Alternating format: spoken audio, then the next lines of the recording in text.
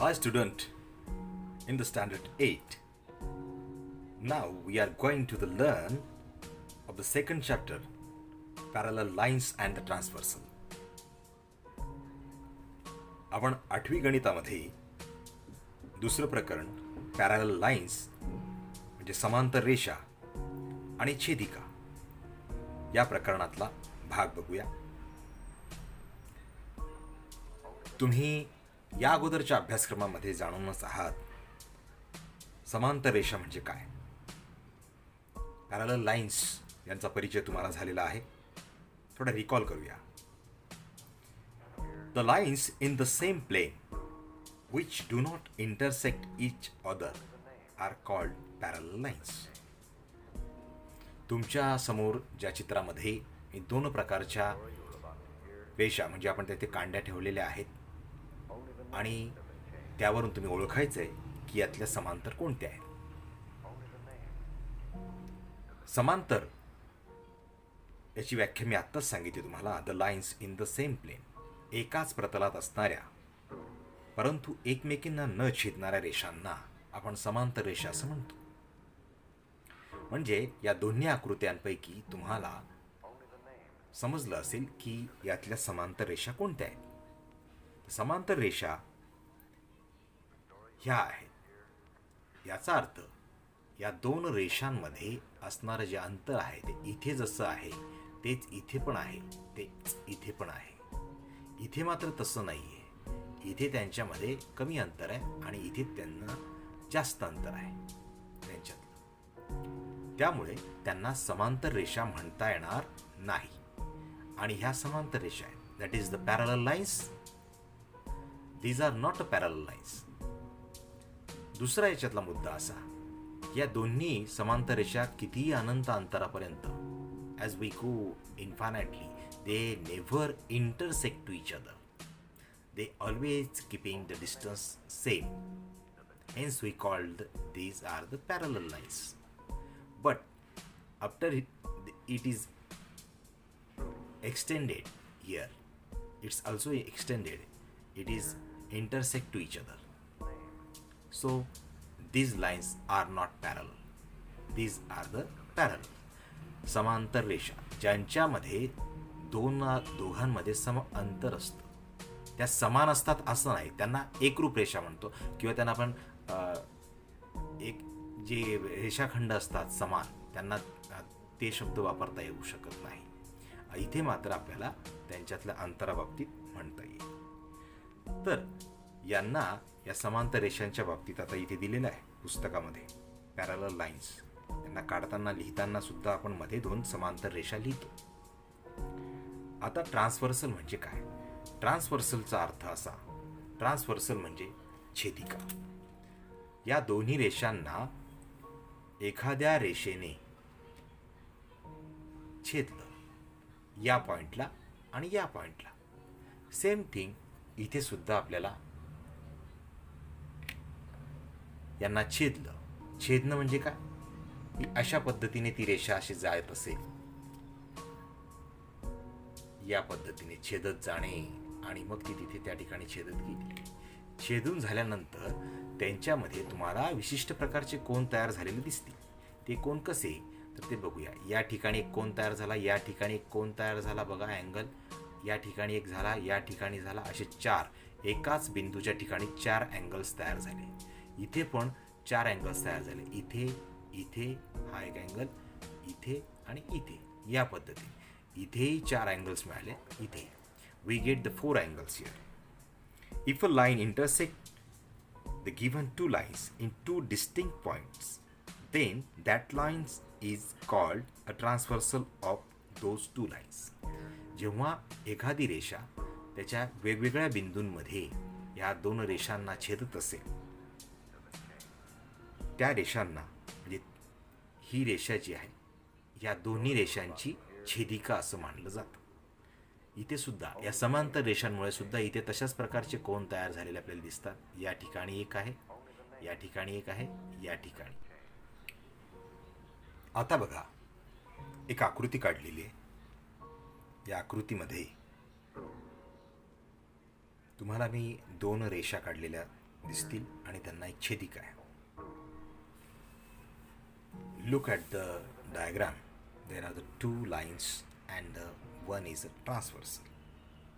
There are the three types of the angles. That is angles made by the transversal. We called as.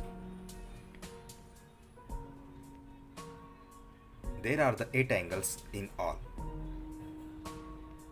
at each point. Each of these angles has one arm on the transversal and the other is one of the given lines.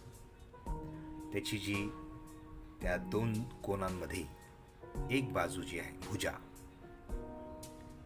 He transversal शी आहे आणि दुसरी जी आहे ती त्या लाईन्सच्या बाजूची आहे. These angles are grouped in different pairs of the angles. Let us study the pairs. त्याच्यातलं आपण आता ह्या कोनांमध्ये बाबतीत समजून घेऊया. तर हे कोणते कोणते प्रकार आहेत. तर पहिला प्रकार आहे करस्पॉन्डिंग अँगल्स. करस्पॉन्डिंग अँगल्स म्हणजे या ठिकाणी आपण ह्या आकृत्यांमध्ये बघू की असे मी सांगितलं तुम्हाला 1, 2, 3 आणि 4. वाचताना त्यांना नावं अशी वाचायची ए अँगल AMP, अँगल AMP या पद्धतीने करस्पॉन्डिंग. दुसरा आहे इंटेरियर अँगल, इंटेरियर अँगल आणि तिसरं आहे अल्टरनेट अँगल. अल्टरनेट अँगलमध्ये सुद्धा आणखी 2 उपप्रकार आहेत, ते सुद्धा आपण समजून घेऊया. Now we learn about the first type of the pair, corresponding angles. In this figure, I indicate with some designs. That is, here is a star. It is also star. Quadrilateral, here quadrilateral. It is triangle, here is triangle. The hashtag, hashtag. Like this. Means it indicate that here are the 4 angles and the other line. These are the 4 angles. Comparatively, this is the same. This is the same in a measurement. This is also the same. This is also the same. Means these types of the angles are called corresponding angles. Corresponding angles. Definition: if the arms on the transversal of a pair of angles are in the same direction and the other arm are on the same side of the transversal, then it is called a pair of the corresponding angle. म्हणजे काय? जेव्हा ट्रान्सव्हर्सलची भुजा आणि त्यांची जी जोडी तयार होईल अँगलची ती एका विशिष्ट दिशेमध्येच असणार. त्या दिशेत असताना त्यांची जी दुसरी भुजा आहे ती त्या बाजूची म्हणजे तशाच प्रकारची या ठिकाणी आता समजा ही जर भुजा असेल ट्रान्सव्हर्सलची तर इथे सुद्धा तीच भुजा असणार आणि याच्यातमध्ये त्याच प्रकारच्या ज्या भुजा आहेत अदर्स आर्म त्याच सेम साईडला इकडची जर असेल तर इकडची असेल तेव्हा इकडची नाही याच पद्धतीची. तर अशा पद्धतीने जेव्हा त्याची रचना असेल तेव्हाच आपण त्यांना करस्पॉन्डिंग अँगल्स असं म्हणू शकतो. तर इथे ह्या जसं 4 आहेत तशा एकेकाची जोडी 1, 2, 3 आणि ही 4 अशा 4 जोड्या तयार होतात. ते आपण आता वाचून घेऊया कशा पद्धतीने तयार झाल्या आहे. या ठिकाणी मी नमूद केलेलं आहे. अँगल AMP, अँगल A हा MP आणि अँगल MNR, अँगल MN हा बघा N दिसतोय N आणि हा R, हा आणि हा ही एक पहिली जोडी. ठीक आहे. दुसरी जोडी next pair angle PMN, angle RNT. Next angle AMQ, तिसरी जोडी बघा अँगल AMQ आणि त्याच्याच जोडीला कोणती आहे angle MNS. Next angle QMN, angle QMN. बघा हा इकडे Q आहे, MN. त्याला जोडी कोणती येणार आता? Angle SNT. तर ह्या अशा प्रकारच्या ज्या जोड्या असतात त्यांना करस्पॉन्डिंग अँगल्स असं म्हणतात. याचा आपण आता इथे विचार केलेला आहे.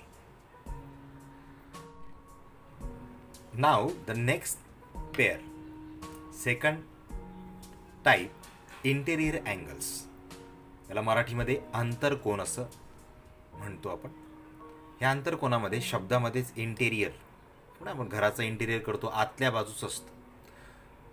सेम गोष्ट इथे आहे. मी स्टार केलेला आहे, इथे पण स्टार केला आहे. म्हणजे ह्या दोन कोनांमध्ये सारखेपणा म्हणजे काय, त्यांची जोडी आहे.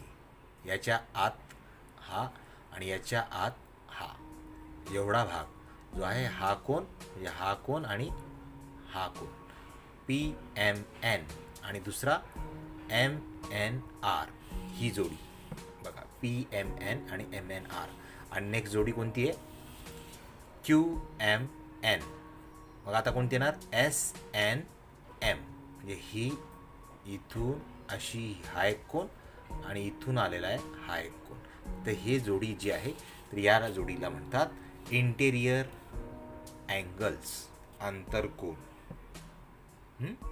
आधीची जोडी होती करस्पॉन्डिंग, त्या 4 जोड्या होत्या. त्यांना संगत कोन असं म्हणतो. करस्पॉन्डिंग यांना म्हणतो आंतरकोन. ते 4 प्रकारचे होते, ते संगत कोनाचे होते. We call the corresponding. There are the 4 pairs. आणि here interior angles having only 2 pairs. फक्त 2च तयार होऊ शकतात. Now the third one, alternate angle. In Marathi we called व्युत्क्रम कोन. व्युत्क्रम म्हणजे काय? विरोधी स्वरूपातला. आता बघा, PMN आणि SNM. हा स्टार केला आहे, हा स्टार केला आहे, हे सारखे आहेत. अल्टरनेट यांची एक जोडी आहे. आणि हा ट्रायंगल आहे, हा ट्रायंगल आहे, QMN आणि RNM. तर यांना म्हणतात इंटेरियर अल्टरनेट. हे आतल्या आत आहेत म्हणून यांना इंटेरियर अल्टरनेट असं म्हणतो आपण. आणि याच्यातल्या जोड्यांमध्ये आत्ताच पाहिलं आपण PMN आणि MNS ही एक जोडी. आणि QMN आणि दुसरा RNM म्हणजे हा ट्रायंगल आणि हा ट्रायंगल यांची एक जोडी. Now, another type, alternate angle. This is the exterior alternate angle. बघा, इथे स्टार आहे, तो इथे बाहेरच्या बाजूस आला. आपण आतला जो होता तो आता न जाता तो बाहेर गेला आहे, रेषेच्या बाहेरच्या बाजूस. पण हे या बाजूला अपोजिटमध्ये आहे.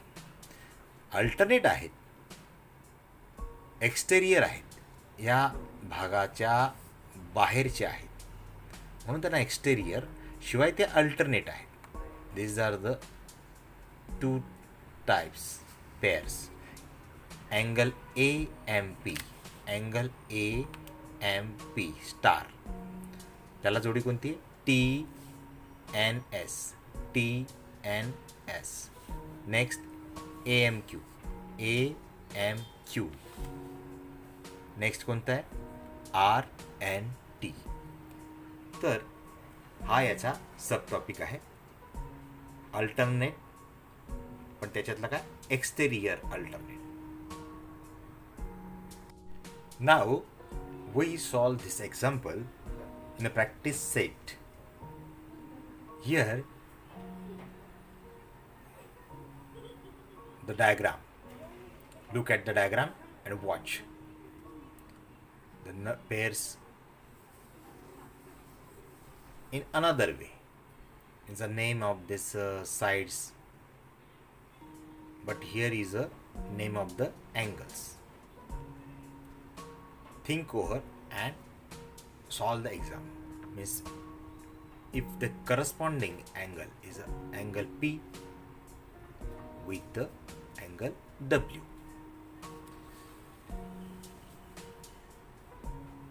P, angle W. With angle Q, there is a angle X. With angle R, there is an angle Y. With angle S, there is a angle Z. Now here is another type, interior angles. Angle S with angle W. Angle S and angle W. Here angle R with angle X. Here is the angle X. There is also the alternate angles, interior angles. Angle S with angle X. Here angle S and X. Angle R and angle W. Angle R with angle W. Interior. Exterior alternate, angle P. Angle P with angle Y. This one. P with Y. Angle Q with Z. Angle Q and the Z. These are the exterior alternate because they are outside. Now watch the picture, solve the examples. In the given exercise 2.1